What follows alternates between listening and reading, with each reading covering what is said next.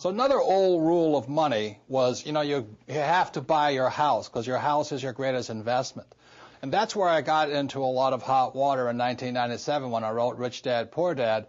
I said to people, your house is not an asset, your house is a liability, because most people think their houses are assets, and that's not true.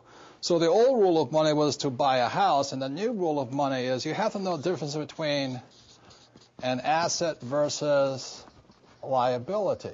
And these are very simple accounting terms, and again, I don't spell very well. So if I could explain very quickly why most people's houses are not assets. I'm not saying don't buy a house and don't have a dream house. I'm just saying know the difference in assets and liabilities. Because when you look at a financial statement, and this is my rough draft of one, this is the basis of financial intelligence, the basis of your financial IQ. This is why your banker asks you for your financial statement. Your banker does not ask you for your report card. The banker does not care if you had great grades or what school you went to.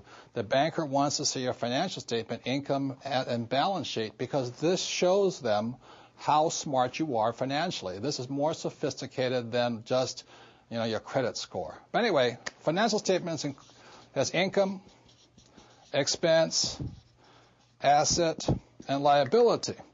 So when most people buy a house, liability, when most people buy a house, what you have here is a mortgage.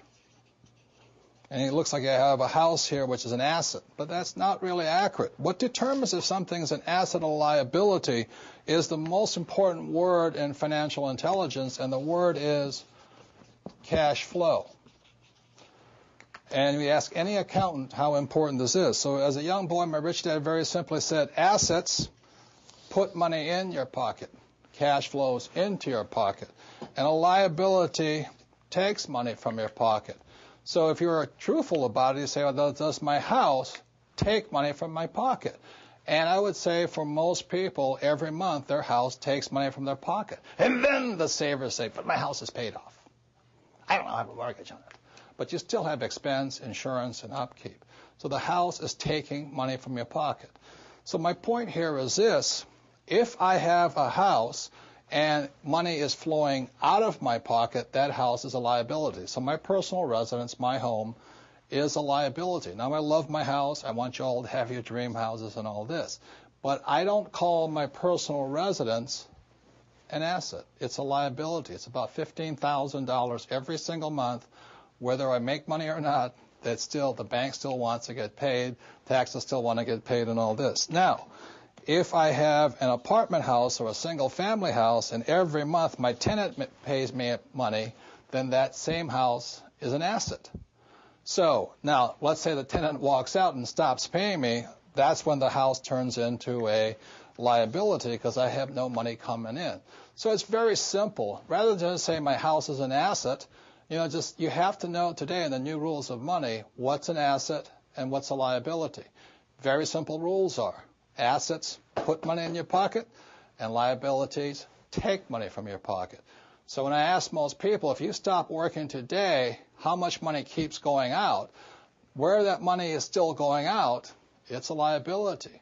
And if you stop working today and money keeps coming in, that's an asset. Money is coming into your pockets. Assets put money in your pocket and liabilities take money from your pocket. The reason my wife and I could retire, and when we did at a relatively young age, we had more assets than liabilities. The reason people are in trouble today, they have more liabilities than assets. So if you're going to be rich today, don't just say my house is a good investment. You have to ask yourself, is my house an asset or a liability?